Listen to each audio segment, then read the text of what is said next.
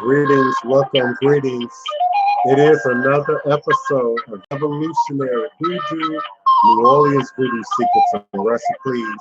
Please do be patient with me. Allow my Blog Talk Radio show to load in the show. Welcome, welcome one, welcome all. Greetings, please do come on in. Always a blessing.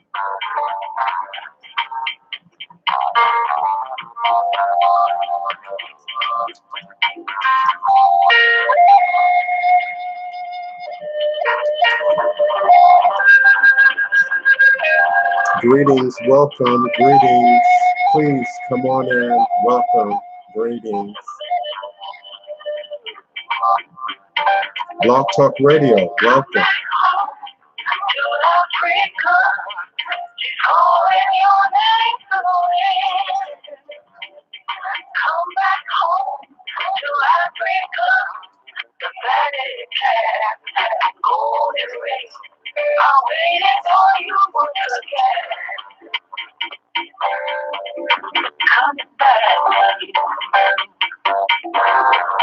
I'm longing for my family, coming back to you.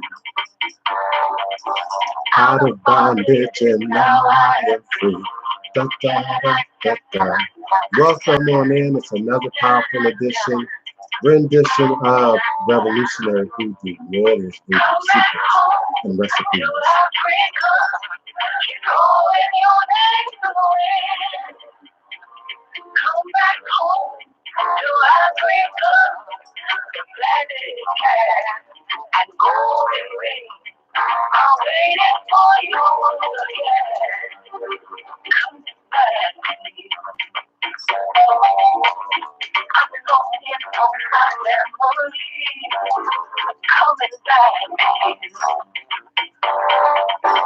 Out of bondage and now I am free.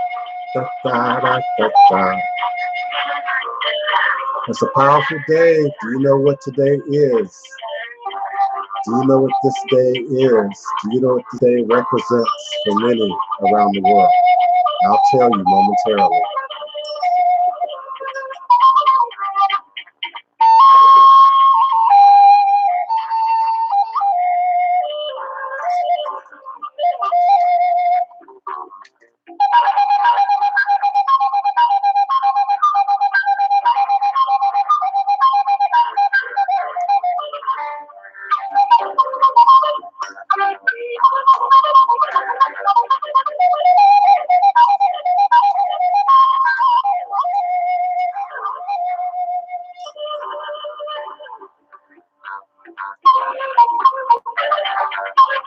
Welcome, greetings, greetings.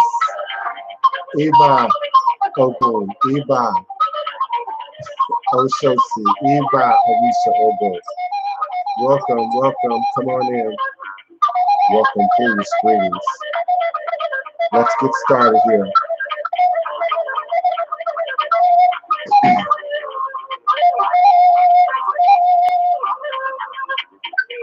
Come on back home to Africa. Come on back home to the Great Mother. Come back home. Come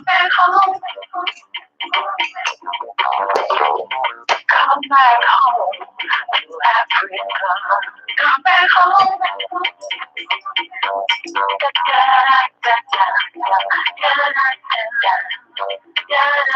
Greetings, welcome, greetings. Thank you so much for being present. Greetings.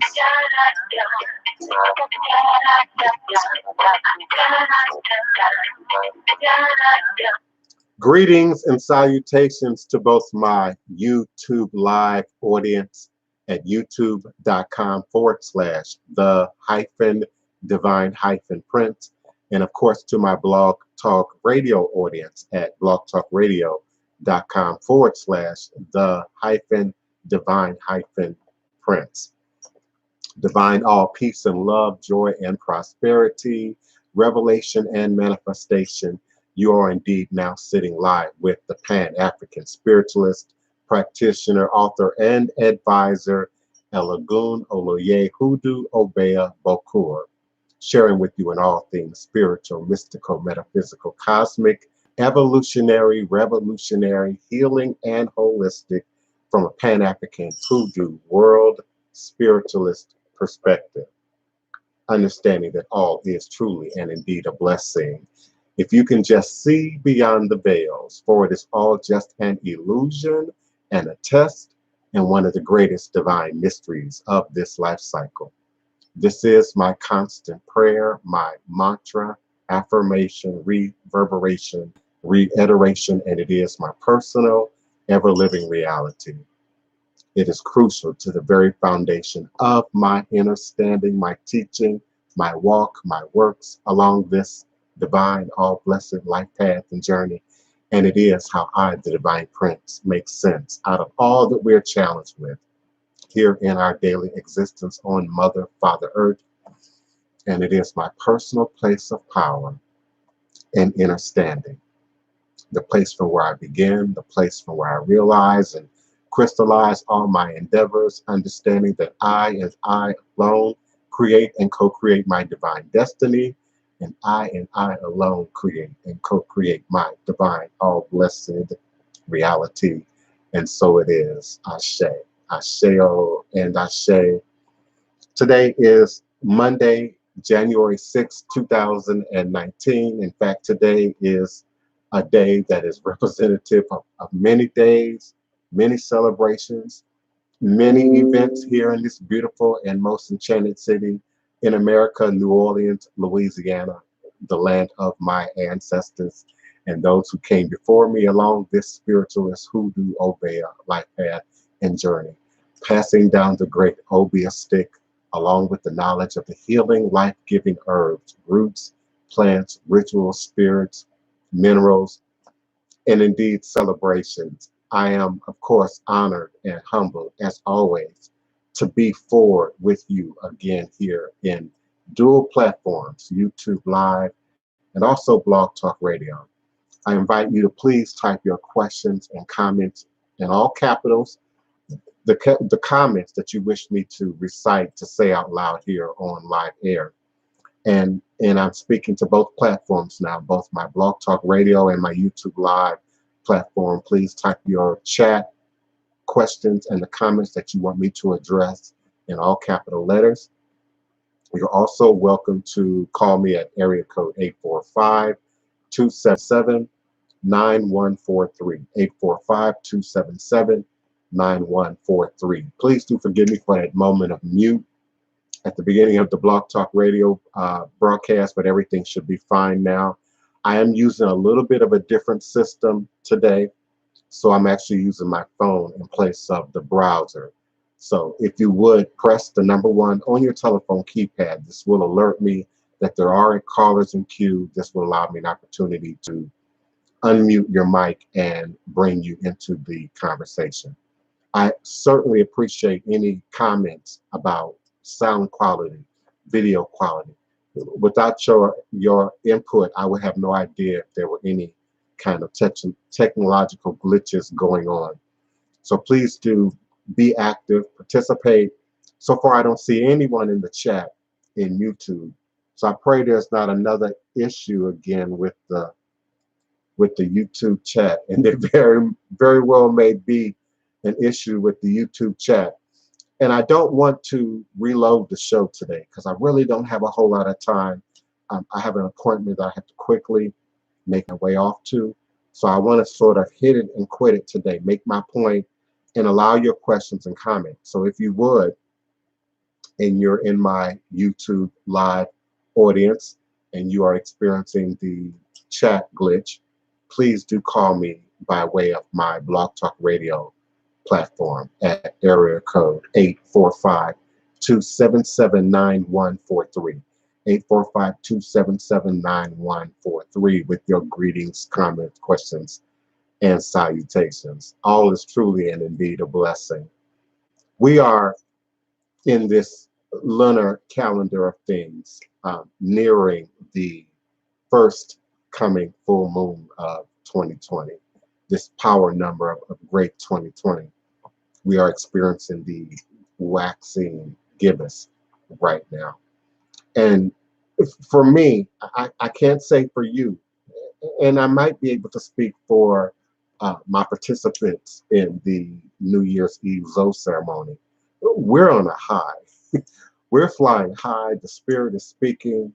The waters, the great waters are churning, and the energy and the power that's available to right now, that is available to us right now to access cannot go without stating. This is also for many people in the world the beginning of a uh, time of honor and celebration and voodoo in the great country of Ouida, Benin, city and country of Ouida, Benin. There'll be events, I'm sure, in local neighboring countries as well in terms of the annual Voodoo Festival. The annual Voodoo Festival 2020 will be held beginning January 10th, 2020, for those who are indeed blessed and fortunate enough to make the journey to Ouida, Benin. So there'll be those who will be representing the African American diaspora as this festival has, in more recent years, been tailored specifically to meet the needs and to reconnect with the African diaspora, Pan-African diaspora, trans-African diaspora, if you will. So I invite you, if not this year, to absolutely make preparations for Ouida Benin 2021, January 10th, if you're unable to make the Voodoo Festival this year. It's also a beginning of a very complicated ceremony for some, and maybe not for others throughout the world, what is often referred to as Twelfth Night or the 12th night of Christmas. And this, of course, is important to New Orleans and New Orleans culture, not just because of the Catholic Christian presence here, but for the cultural footprint that has been created also by sort of the converging several cultures, several events, several energies at one time at this annual season. You've heard me say that the veils are thinnest at this time of year. And we are indeed experiencing a unique planetary alignment right now, which is opening the way for a calming, nurturing, transcendent vibration. The moon entering a trine with Saturn at 3:07 a.m. and Pluto at 4:08 a.m. And the moon enters Gemini at 6:11 p.m. today. The sun is sextile with Neptune at 10:20 p.m. today. And this creates a very earthy, that's probably the best way I can describe it, earthy sort of vibration. On a previous show, I talked about this being the time to activate and operate and cleanse with your quartz crystal tools. Many of you are meditating with charging talismans, working with amulets and gree-grees and other packets that involve quartz and the infusion of quartz energy. But this is also a time now to sort of ground that higher vibrational, spiritual energy in a way that comes through as meditative, calming, transcending, if you will, as we go into this 12th night season. The title 12th night refers to the 12th night of Christmas, and it's also referred to as the Eve of Epiphany, a day that commemorates the visit of the Magi to the baby Jesus, and is often celebrated with a temporary suspension of rules and social orders. And it's the suspension of rules and social orders that sort of open the doorway, the gateway, if you will, that allowed this celebration, if you would call it that, this religiously steeped celebration to then be sort of amalgamated with, syncretized with Carnival, and what many of us know as Carnival and Mardi Gras here in the city of New Orleans. As in the play, the Shakespeare play Twelfth Night revels in the overturning of convention and general merriment. In the Church of England, the 12th night, or the eve of the Epiphany, was celebrated on January 5th, when celebrants sang songs, defaced doors with chalk, and ate three kings, or 12th night cake. One of the most popular 12th night traditions was to hide a pea or a bean within the cake. The man who discovered the bean would be proclaimed Lord or King of Misrule, while the lady who found the pea would be Lady or Queen of Misrule. The Lord of Misrule was usually a peasant or commoner who led the drinking and debauchery, as Twelfth Night was one of the few times of the year where servants were allowed to mix with their masters, sometimes even switching roles through disguise or by virtue of the coveted being. Although Shakespeare's Twelfth Night is indeed a play, poetic license, comedy, it doesn't really reflect a great deal on the real realities of what Carnival is. And some might say what Carnival has become throughout the world, the colonization of the world by way of Catholicism and indeed Christianity, but also by way of the involvement now of the Middle Passage and African culture in the mix of what is now Carnival of today. And today we indeed see elements of African-based masquerade, Egungun celebration that line up with this celebration of Christian or Catholic Carnival in the New World. Even the pre-forementioned Voodoo ceremony and the alignment with this and other great carnival celebrations in Toronto and Brazil and in other parts of the world um, really reflect a amalgamation of many belief systems and many practices that sort of rest on this tradition. It's also a great example of how uh, Christianity and Catholicism, through their conquering of the world, and it's the best way I can describe it, it's sort of a conquering, in many cases allow what was already present spiritually. We might call it pagan, we might call it indigenous world practice or tradition, but sort of the amalgamation, the allowing of that to sort of continue and to continue in this new form on the one hand, while on the other enforcing, oppressing in some cases, the new religion onto people of the world who otherwise already had ceremonies, rituals that align with the movement of the planets, that aligned with the seasonal changes in our sky and in our weather that already predate these celebrations in these warmer climates and regions of the world. Particularly when we look at the Middle Passage and the transatlantic slave trade, we could literally draw a region there that's nearly tropical, that borders, if not directly in alignment with the equator, and so we're talking about celebrations of abundance, abundance of fruit, abundance of produce, abundance of beans and greens, abundance of fish.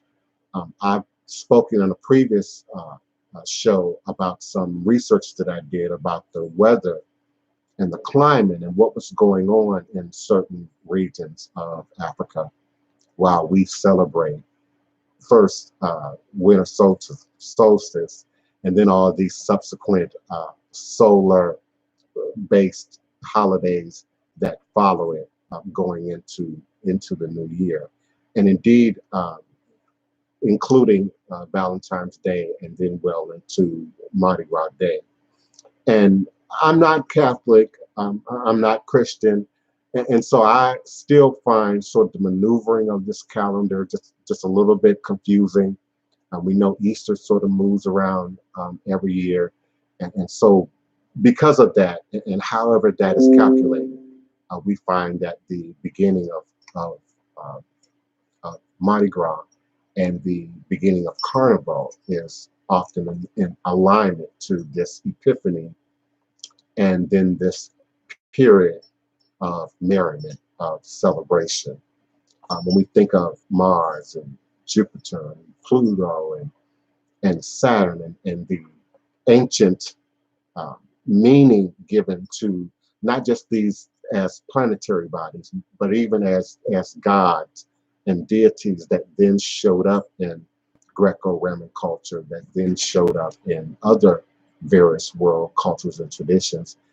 As this Western tradition has been, enforced now, if not gifted now to the rest of the world, um, we see this continued amalgamation of practices, cultures, and tradition. And indeed, it's a high time every year, particularly here in our city, and I'm sure any city that celebrates Carnival, you're going to have that culture of anticipation and preparation leading up to it every year. It extends our holiday season to some degree beyond your Christmas and your New Year's, where for many, you're sort of following an artificial calendar that now, moves you right back into uh, your work schedule or your business schedules and what you did before the year ended and you stopped to take your holiday break. This sort of extends that holiday season for us a great deal. Many are just taking down their Christmas trees, those who do Christmas trees, on this first night, this 12th night, or this night of Epiphany. It's also a day here locally where as many as five or more carnival crews will walk or roll or ride, depending on the name, make, and model of the crew. At least two of them will be on the historic St. Charles streetcar line, so there'll be a great deal of festivity and merriment and drinking and celebratory festivities in relation to that. And indeed, when we look at our ancestors who would have not been invited to be a part of these ceremonies, who indeed would not have been allowed to participate in many of these ceremonies, for sure would not have been allowed to mask or cover our faces or conceal our identities in any way, as it was against the law for enslaved Africans to do so. Our participation in these ceremonies only began sort of out of opposition to, out of revolt for the quote unquote social norms and mores that the celebration of 12th night and indeed Carnival are too said to overturn and undo. And as suggested in the piece that I read earlier in the show, here in the city, there is indeed a historic mixing that has taken place culturally over time and with history that has since now allowed Black and white and indeed other ethnic groups to come together in the celebrations of these practices and these traditions, without really the overt focus on the history, and indeed remembering the why. Mardi Gras Day for many of us, and particularly in my community, in historic Treme, and in the 6th Ward, the 7th Ward, the 9th Ward, uh, Mardi Gras indeed itself is an act of revolt and revolution for your skull and bones, for your baby dolls, but indeed for your masking, Black masking carnival crews. the idea that we were not a part of, were not allowed to celebrate and partake in these events, save for being servant hands. And now we've sort of kicked the door in culturally. Um, First, the massively Mardi Gras Indians, and then the many clubs and traditions like the Zulu that have since followed.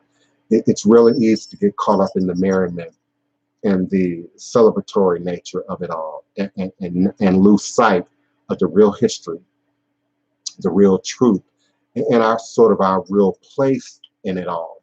So I, for one, extend much of my voodoo and what I do in the holidays well into this time period. So the phone is ringing off the hook, people at the door, the emails are coming in, people are trying to get what's remaining of these 9 grains against poverty for their Gregories and having their annual readings and divinations done, so that we all sort of have our individual platform and plane of reference of which to move forward into not just a new year, but a new decade, a new power time and dispensation, but also how we can move forward collectively. And so I see the Voodoo Festival in Weed I've been growing for the collective Pan-African community, for the collective trans-African community. I see it growing and expanding as we continue to count the years into the future. I also see a sort of a revival of Egungun and masquerade and ancestral honor and worship, as it is now associated with carnival and carnival celebration throughout the world. But even that being taken to a new level, as many people continue to sort of get on this ride of reclaiming access to ancestral knowledge and the traditions that go in hand with that knowledge. And indeed, your people, our people, that connect us to these traditions. I'm grateful for those of you who are watching me now with my YouTube live. I'm truly humbled for your being present. I don't see activity in the chat, so there's clearly something going on with the chat. If you do have something you would like to say or a question you would like to ask, please do use my Blog Talk Radio line. If I refresh the show just to sort of fix my chat, I'm going to have to start at point 2. And today I'm really just not in a position time-wise to start another leg to the show. So I'm going to sort of get my message out today. Those of you who do choose to call me now at area code 845-277-9143, 845-277-9143. Know that you can press #1 on your telephone keypad. It will allow me to unmute your mic and I can bring you into the conversation. I'm having chat room gremlins on both platforms. So the only way really to ask your question today on this particular broadcast is going to be to call me now at 845-277-9143. And unless something is wrong with the phone lines, your attendance and your listenership and your participation is most certainly humbly received and acknowledged on today. And I'm always grateful for people who take the time out of the middle of their day to be a part of this platform. Whatever time the middle of your day is, we indeed broadcast all over the world. This is a Pan-African, Trans-African, universal, global experience, this shared space that we have here at high noon U.S. Central Standard Time to discuss and share and teach and talk about revolutionary Hoodoo, New Orleans voodoo secrets and recipes, but also voodoo worldwide, ATR worldwide, Akan, Fan, Eben, Hausa, Igbo, whatever the ethnic group, whatever the traditions that support and follow and live and have their being in the bloodline and DNA chain of the diversity of groups that we are, that are part of our experience, that made their way, who survived through the blood, sweat, tear, and bodily fluids of our great ancestors that we could now share in this space, wherever you are in the world. But particularly for those of us here, Africans born here in America, who share this lineage that has often been touted as, Erica Badu wrote a real positive song about it. They don't know their language, they don't know their gods. They take what they're given, even though it feels odd. I can't remember the name of that song right now. If my chat was working, my erudite chat would be able to pop that in for me. But the idea that we somehow have lost something is gradually and slowly ever being unturned, first through us and through the ancestors standing up, rising up within us and around us, and each new individual and each new generation that chooses to embrace them, that chooses to acknowledge them, but also stands up in our blood, in our sweat, in our tears, and through that which we create and continue to create and recreate, that gives them honor, that gives them their just acknowledgement, their just due.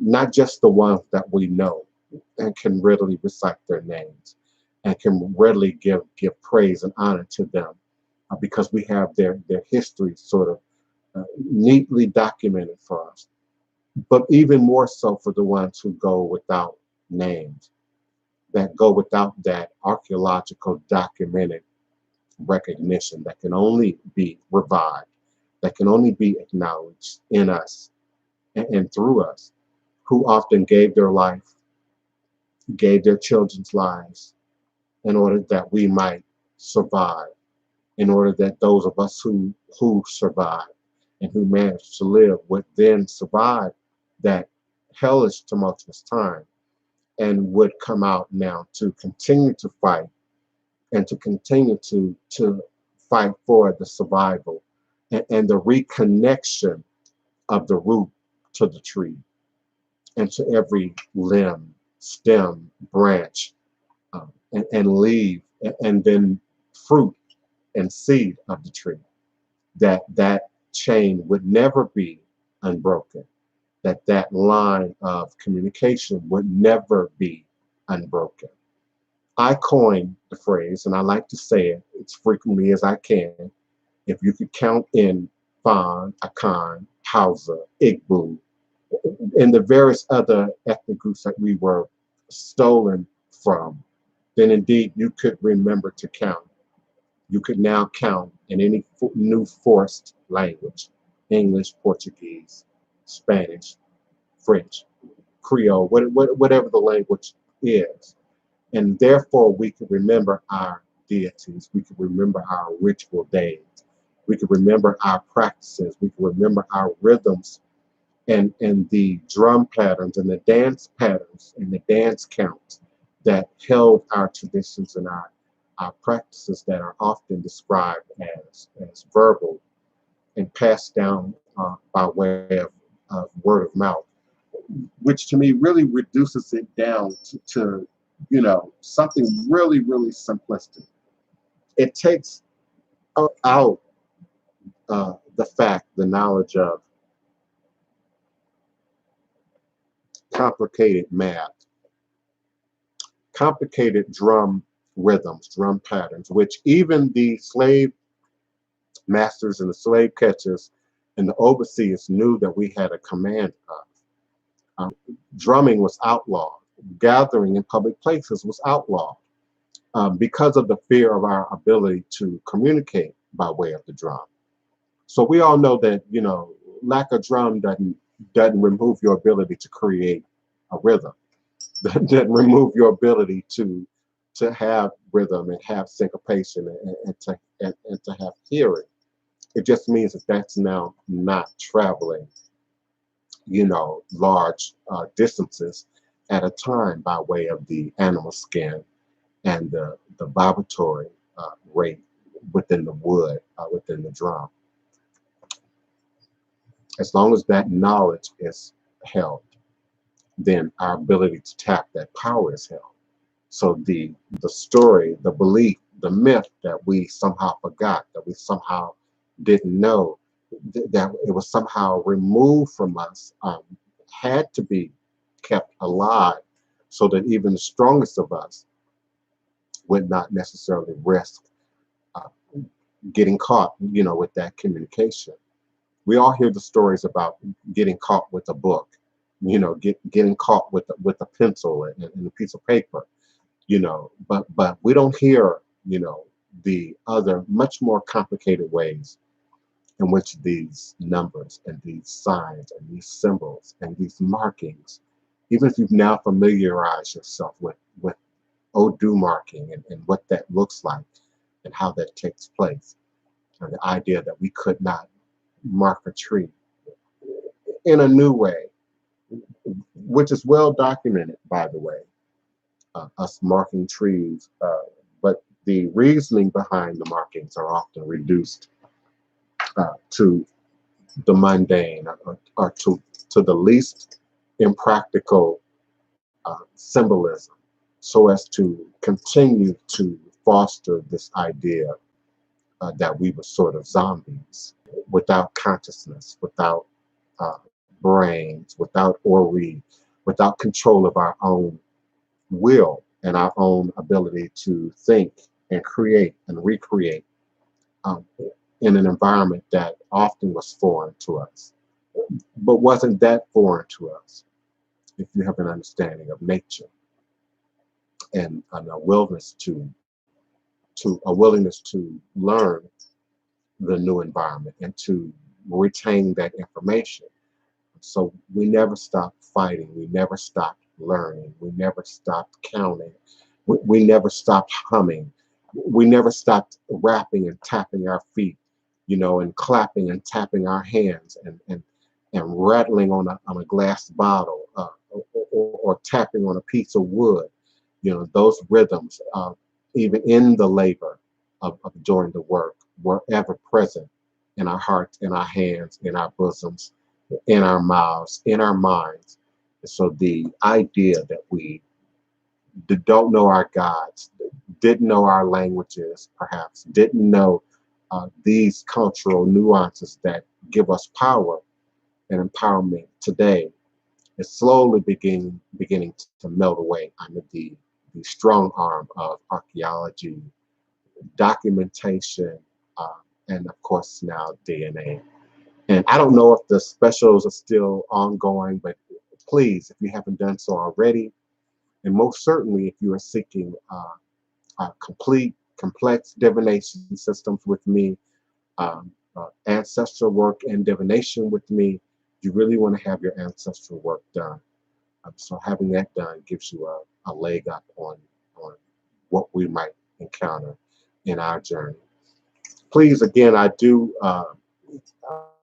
don't take responsibility for it, but I do apologize for the technical glitches with the chat boxes. I do appreciate those of you who are with me on the phone lines. Area code 323 809. I just unmuted your mic. So if you have a question or comment, your mic is now open. Who's calling and where are you calling from? Greetings, God. This is Kiana Living Magic. How are you? Greetings, Kiana Living Magic. Thank you so much for helping me to moderate the chat when it's working, and for being a consistent participant and listener to the show.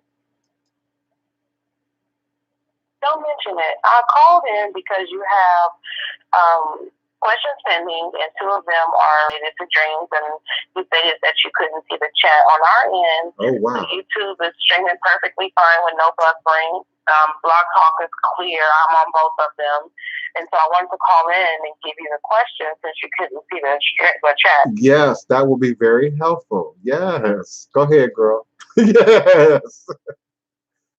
Okay, so naturally, Tahara, she was the first question. It says, what do you think this attack on the Iranian general represents?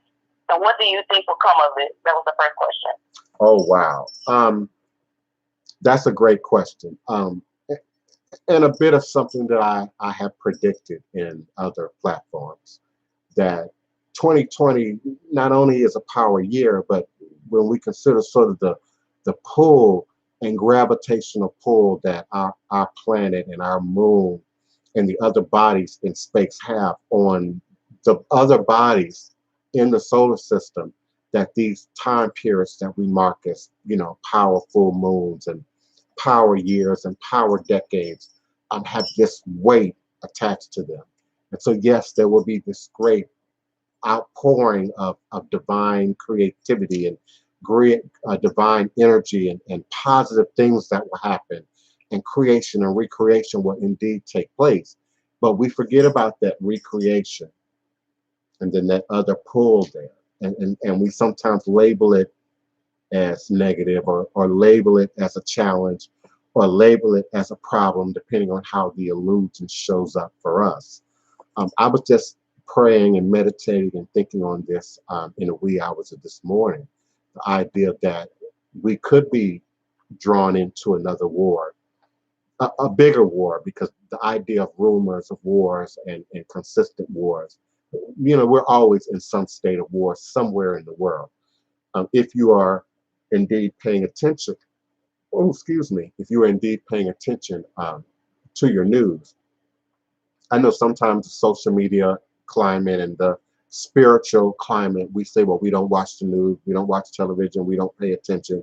But there are those of us who are paying attention, like myself, and I'm consciously, constantly, and consciously balancing history, news, current events, and even what's going on in my own life against what's going on in the atmosphere, in the planetary bodies, but then also in the White House and at the governmental level.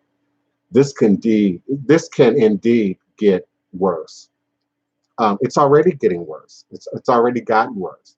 You have your talking heads and your news broadcasters and your journalists whose job is to indeed share the news, regurgitate, repeat the news, update us on the news. But we're also all well aware that there are controls in place to prevent chaos and to prevent uprisings, and to prevent people from stopping your normal everyday consumer like behavior, and particularly here in the West. I was praying and meditating and thinking on the idea and looking deep into a crystal about this very question, how we go on with life, Kiona, like nothing's going on. Like the world isn't on fire, like people aren't drowning or starving or without housing, or you know being bombarded, with weaponry, in various other regions of the world. Um, this absolutely will get worse. How it shows up for us and on this end, um, that's the touch and go part. That's the part that makes, I'm sure, every journalist uncomfortable. That's the part that makes the government uncomfortable, because then now you start talking about things like acts of terrorism and people stepping out of what they call these sleeper cells, and so I'm concerned, particularly for certain regions of the world, where American and UK and other so-called first world country interests lie, where there might be some retribution and some sense of retaliation. I've even predicted on some other platforms, in writing and verbally, that our president indeed will be under threat outside of our country. And I predicted this, made this prediction before this sort of heightened escalation took place. So even if the prediction in November and December didn't make sense to some of the people that received them, it might start to make some kind of sense now when we see the climate in which we are now living and existing in. So there's absolutely some concerns there to be had. Kiona, was that the only question? Understood. We have no. So we have from T. Warner and Aunt Mary's niece, and the questions are pretty much the same, so I'll just run them together. Does the dream state become more vivid and lucid during this year? And can you speak on the power of dreams during this year? Was there a question? Yeah, it absolutely can. When these portals are sort of open, when these doorways are sort of open, it absolutely can lead to people who are already in the stream, who are already operating, practicing, exercising is probably the best words. Their mind, their third eye, their consciousness, their imagination, so that they're prepared for this higher energy in order to sort of access it. But then there are those of us who are not necessarily preparing for it, practicing for it, rehearsing for it, and you're being activated anyway. And so you're having active dream states. You're being woken up so that these downloads can sort of happen, and then you can sort of filter through them. I describe it as a download. My mom, who many of you know is an evangelical Christian, might call it God waking you up or the angels waking you up in the wee hours. But sometimes it's a download, particularly if you're working with crystals, if you're working with exercises to open up your third eye and entertain your imagination so that your spirit eye is much more active and much more operative. These downloads can sort of happen without your consciously asking for it, without your consciously initiating it. And you wake up with these thoughts, these ideas, these feelings, because sometimes we don't have clear vision, particularly if you haven't exercised this, practiced this. So you wake up with not a clear vision or even memory, but a empathic feeling. I felt this particular way. I felt sadness. I felt anger. I felt fear. I felt empowered, you know. So I request that you, in keeping with your dream journal, that you write down, sit with your feelings. Don't just rush out of your dream state. Don't just rush out of your sleeping state, which many of you who are punching a clock and have to get on work on time are often doing. You're not often afforded that opportunity to wake up first on the natural and allow you to feel your body, to feel yourself, to spend some time in your mind, and then jot that down. It might require some creative juggling in terms of timing and scheduling. Set your alarm clock, you know, an hour earlier than necessary. And with the backup, because you don't want to go into a meditative state and then fall back to sleep and forget you got somewhere to be. So set up a backup, but set up earlier time so that you can wake up more organically and more naturally, and sort of allow yourself to gather your thoughts and record them before moving on with your day.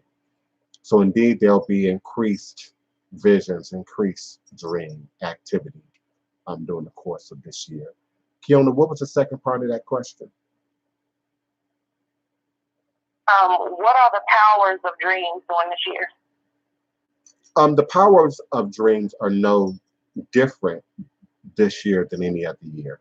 But our ability to sort of connect with them and make them lucid to us. Most people, I would say 85% of humanity, is not really lucid dreaming. People assume they are, people claim they are, but most people don't have that real mobility to sort of be conscious of the fact that I'm in that state. And it's a similar state to transcendental meditation.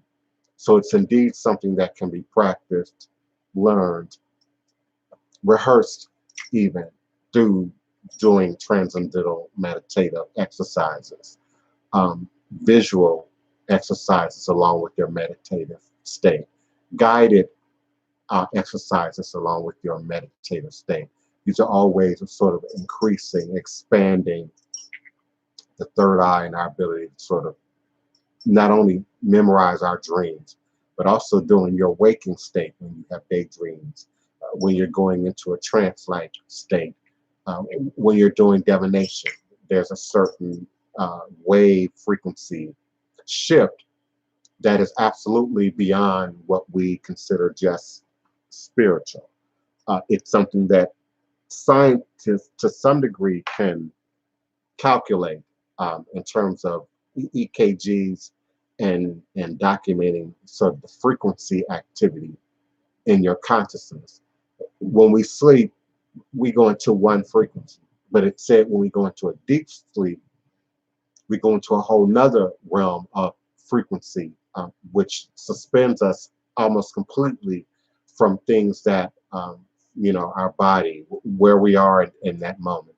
And then there are those involuntary activities that take over, which keep our blood pumping and our heart doing what it's supposed to do, and our various breathing, our lungs, and our other human systems that we don't think about, that we don't have to sort of exercise for.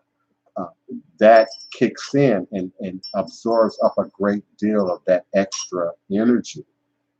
So learning to be lucid, practicing lucidity is like practicing going into a trance state or going into a dreamlike state, and then learning to separate what's real about that from your imagination, what's real about that from what's spiritual, what's sensory about that, things that are happening because you are now shutting off one form of sensory perception, which is sight, outer sight.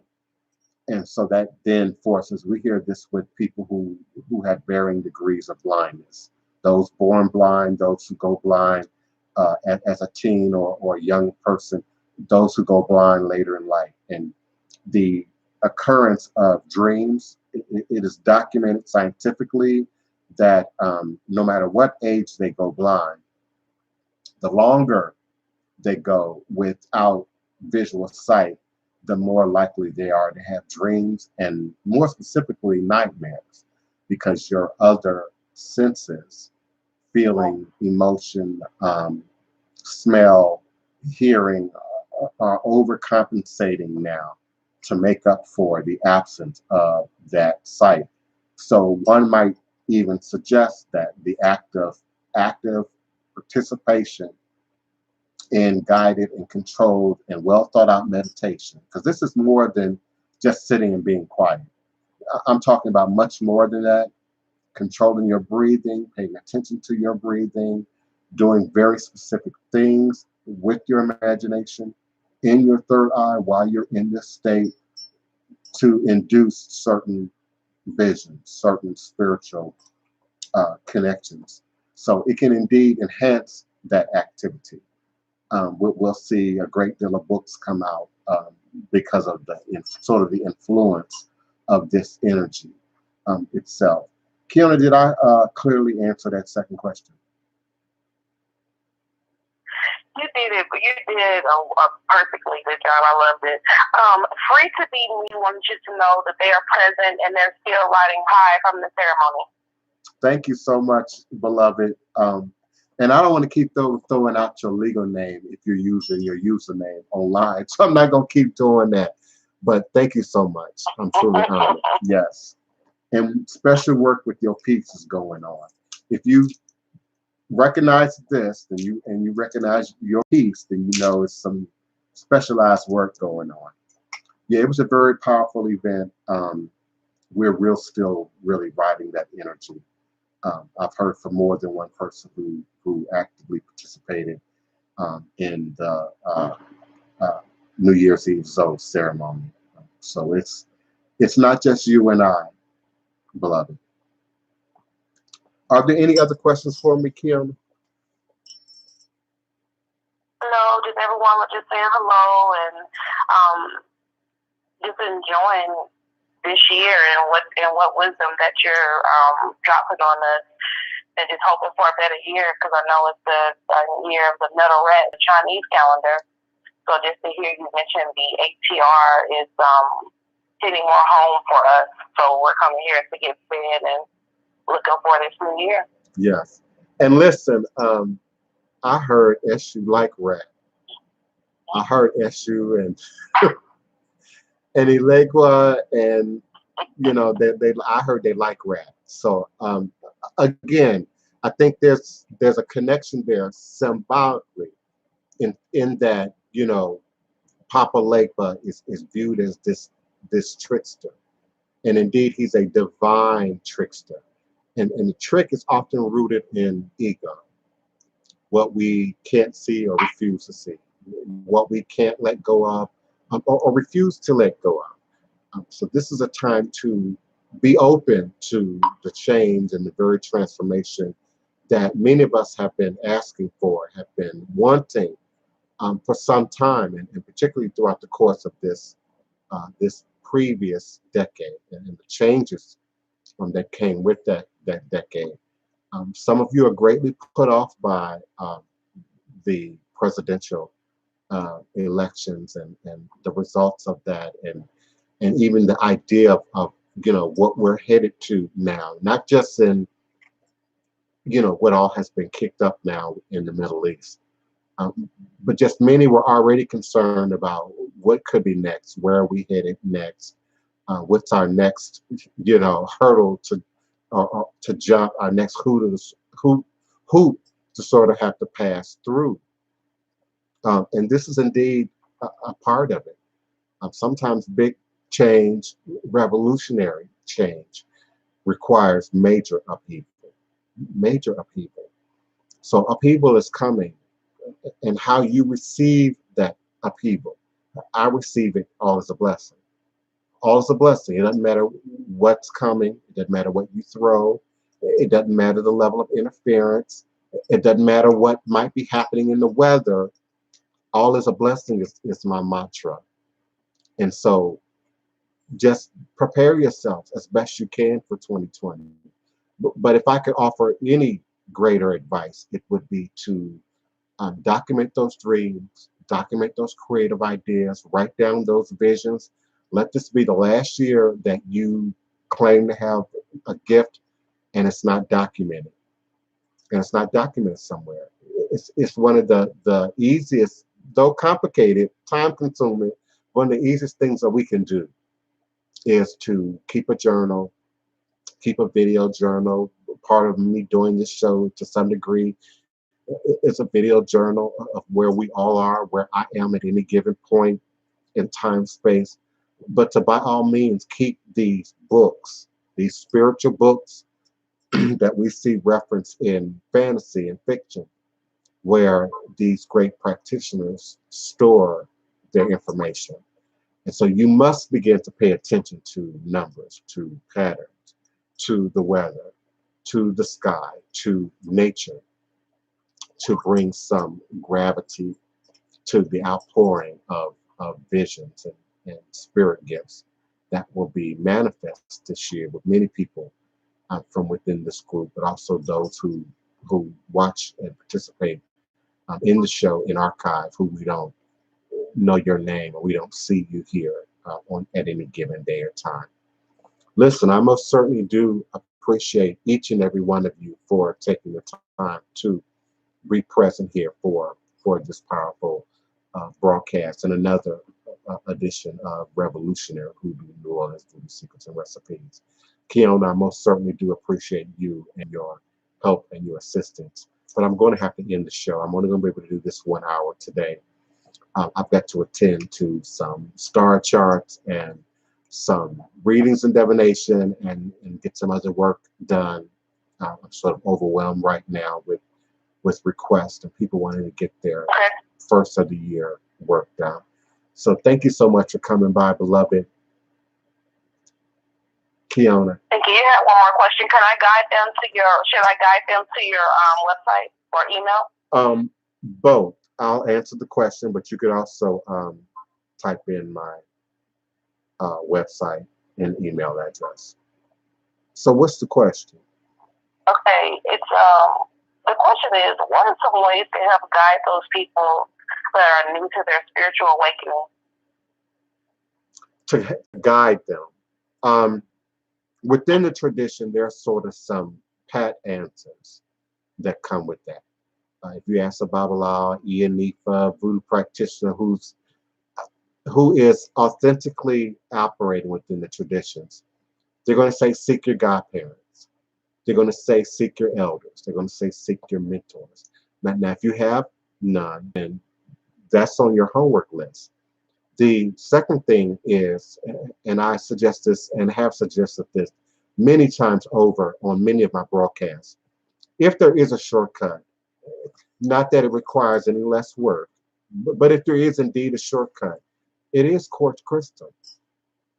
It is acquiring a good, handheld piece to work with and do your mind work and your ritual and spirit work with. If it is indeed acquiring a talisman, not necessarily this big, but maybe one that you can get into a pouch or at some point have set into silver or gold. Not to add extra value to it, though the metals do add energetic value to your stone and your gem work, but more so that you can have it in a place where it's easier for you to access. It's on you as much as possible. You want to keep your talismans and your crystals near you or on you as much as possible. Like a computer, they're absorbing your readout and you're absorbing theirs. And there's an exchange of energy that's taking place. There's a particular type of quartz that's used in our computers, and it's said to have piezoid electrical currency or piezoid electrical qualities. And what that really means is that any amount of pressure, pushing, squeezing, heat, holding of your quartz piece is going to generate an impulse of energy from the stone. It's both electrical, but it also has elements to it that are wavelength oriented that our computers can now store, receive, retrieve large volumes of information based on this technology.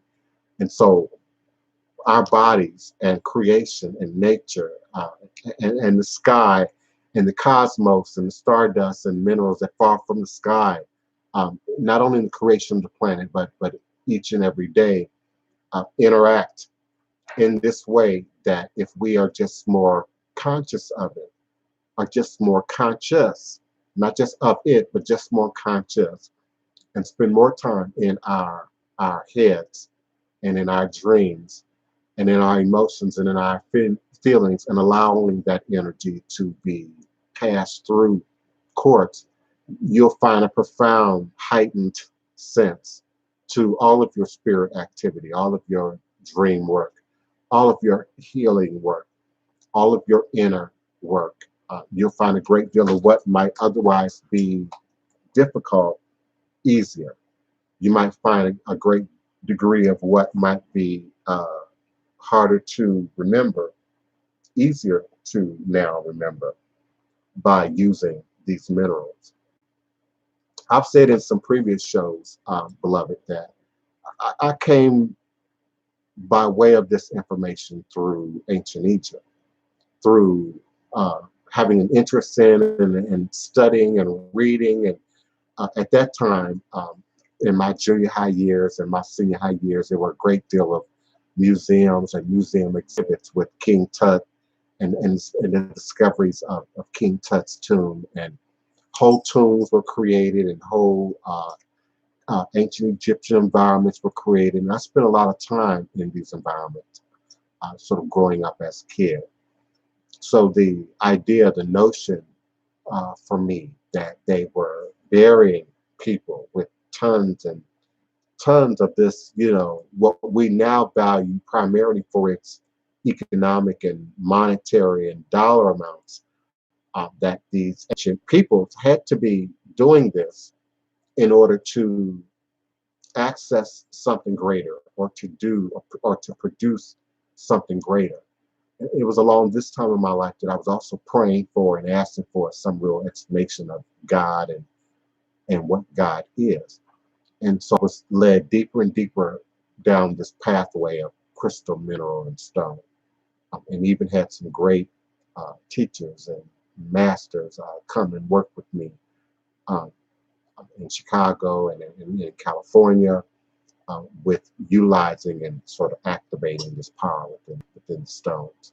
So my belief in, and my experience in, which is stronger than my belief um, in with these stones and with the usage of them, I can't share that with you enough in terms of better ways to heighten your gifts, heighten your skills, activate your third eye, your pineal gland, as well as the other glands and systems within our body that also interact with that bring about this greater sense of spiritual growth and spiritual awareness.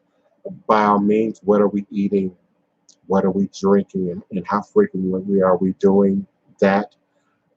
Whether it be water or alcohol or any other thing, uh, cleaning out our bodies and eating better and nurturing our physical body as a tool for which we manifest this great spiritual energy, is something that has also not been really keyed on to much over the years. I know very limited numbers of people who have sort of consistently covered that type of information as it relates to our bodies and what we eat and drink and how we live, and then how that is then applied to the outward manifestation of this spirit growth and spirit power. We see it in Hinduism and Buddhism in some way. We see diet and ritual and physical ritual in Islam to some degree. We see it manifest to some degree in Christianity, depending on the path and the teacher. But it's still something that is not quite talked about, covered, researched enough in our modern culture to sort of get more people in mainstream society up to that level. And some of you have your reasons why you believe that is.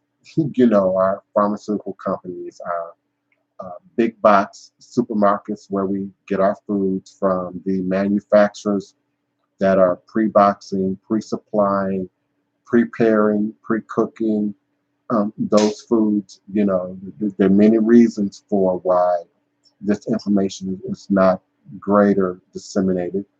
Others would say that it's everywhere, and we still just choose to uh, do what we do and eat how we eat and live by how we live, and allow ourselves to sort of be manipulated by these outside forces, or we get ourselves in a place, in a position where we can absolutely arrest that, stop that, change that.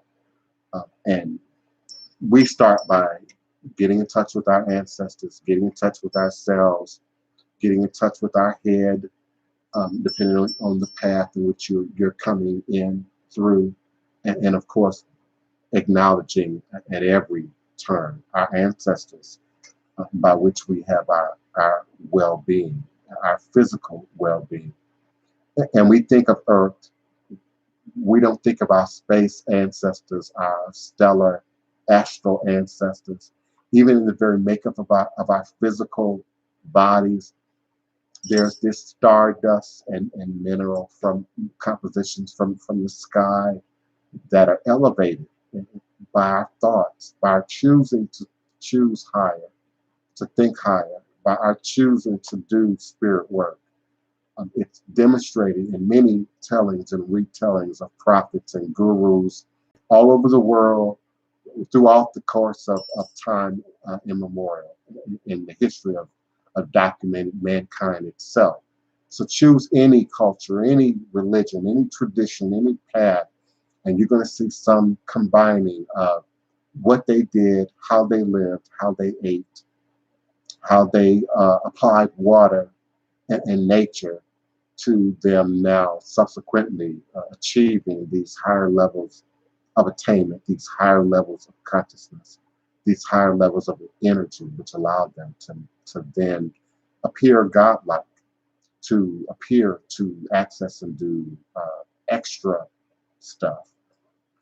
So I'm going to move forward now, Kiona, unless we got another question. Thank you so much. Thank you for being here, and thank you so much. Go ahead. No, he was just saying that Akhenaten is who he gravitates towards, and thank you again for answering questions that he didn't even ask regarding the spiritual awakening. But my road is open. I thank you so much. I'm waiting for something. As soon as I get it, I got something coming your way because you have stood in the gap with me, and I know you have. I can feel it. And I have to show you my gratitude. I can't just talk about it. I have to show you because you changed me.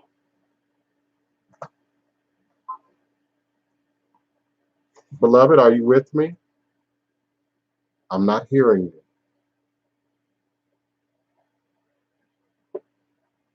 Wow, Kiona, I'm not hearing you. I'm here. Okay, I can hear you now. I'm still here. Okay, for a minute you were gone, so I missed a little bit of that, but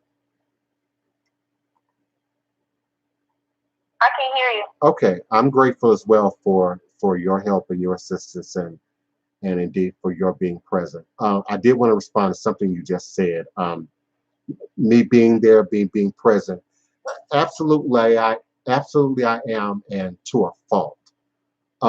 My administrator is complaining. My mama is complaining. My friends are complaining. I don't sleep. I don't handle my business sometimes enough because I'm handling Voodoo. And I'm making myself available for Voodoo, often 24 hours a day.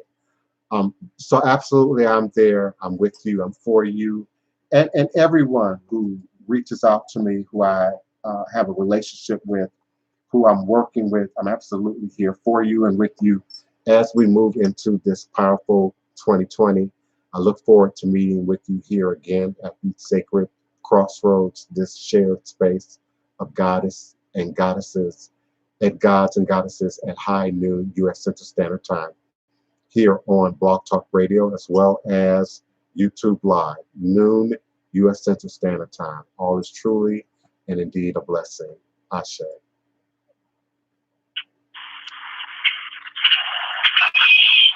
Congo Square. The almost Indians